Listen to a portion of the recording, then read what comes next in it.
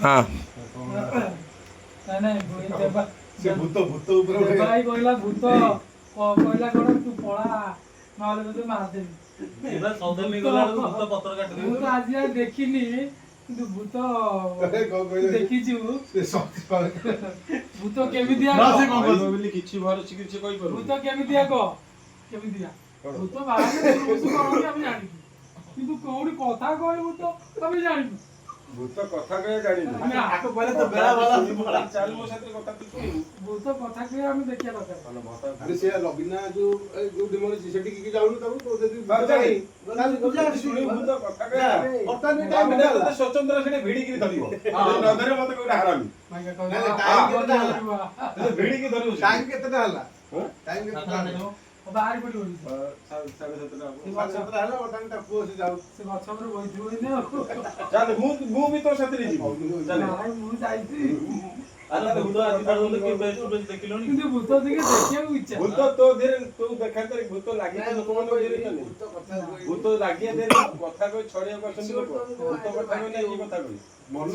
ମୁଁ ଡରିଲେ ଭାଇ ଲୋକ କଥା କହି ଭୂତ କଥା ଡରିଲେ କହି ଭୂତ ଡରେ ଆରେ ଭୂତର ତ ଲାଷ୍ଟ କଥା ଯାହା ଯାହା ତ ବେଳା ଭଲ ନାହିଁ ଆଉ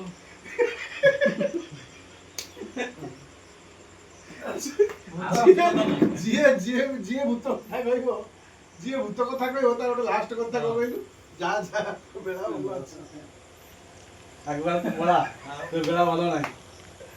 ଲକ୍ଷ ତ କଥା କିନ୍ତୁ ମୁଁ ପୋଡ଼ିକିରି ମୁଁ ଗୋଟେ ଖାଇଥାନ୍ତି ଥର ଶୁଣିଛି ଜେନାର ବଗିଚାକୁ ଯାଇଥିଲି ନଡ଼ିଆ ତୋଳି ଖାଇବାକୁ ମାନେ ଗଛ ଉପରେ ଚଢିଛି ହଁ, ହଁ, ହଁ। ଗଛ ଉପରେ ଜଣେ ଚଢିଛି ହଁ। ତଳେ ଜଣେ ଠିଆ ହେଇଛି ବିଲରେ ଜଣେ ଠିଆ ଗଛ ହେଇଛି। ଉପରେ ସେ ନଡ଼ିଆ ଗଛକୁ ଧରିକି ଉପରକୁ ଗଲେ ପାରିବ ନା ଗଛ ଦେଇ ସେ ହାତ ପକେଇଲା ବର୍ତ୍ତମାନ ବାଳ ମେଣ୍ଟା ଦେଇ ତାର ହାତ ପଡୁଛି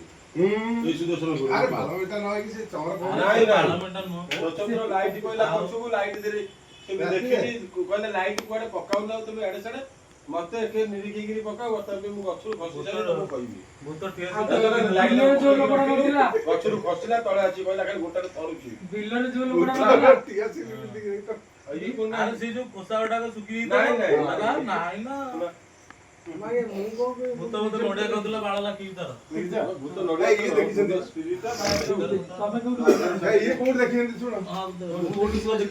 ମୁଁ ସବୁବେଳେ କଣ ସେ ଗଛ দিয়ে ରାତିରେ ଗଛ দিয়ে ଯେମିତି ଆମ୍ବ ବାରି ଗଛ ବସିଥିଲା ମୁଁ ସବୁଦିନ ସେ ଗଛରେ ଶୁଏ ଆମ୍ବ ଗଛ କୋଉଠି ବାରିପଟେ ବାରିପଟେ ଯୋଉ କାହିଁକି ସେଠି କଥା ହୁଅ ତମେ ହଉ ଛାଡ଼ ସେ କଥା କଥା ହଉ ଯାଉଁ ମୁଖ୍ୟ କଥା ହଉଛି ଆମର ତ ଘର ନଥିଲା ଆମେ ଭିତରେ ଶୋଇ ଗରମ ଲାଗିଲେ ସେଠି ପଳା ଏମିତି ଶୋଇଛି ସବୁଦିନ ଶୁଏ ତାଙ୍କ ଛାତ ଉପରକୁ ଶୋଇଛି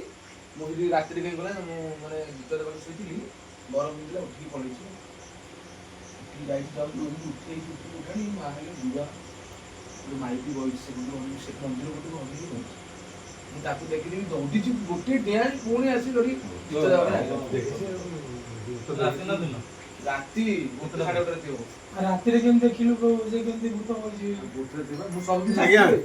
ବର୍ତ୍ତମାନ ପାଇଁ ଭୂତ ଉପରେ ଆମର ଟପିକ ପଡିଛି ଭୂତ ଅଛି ନା ନାହିଁ ନାଇଁ ଭୂତ ଅଛି ଆପଣ ମାନେ କମେଣ୍ଟ ମାଧ୍ୟମରେ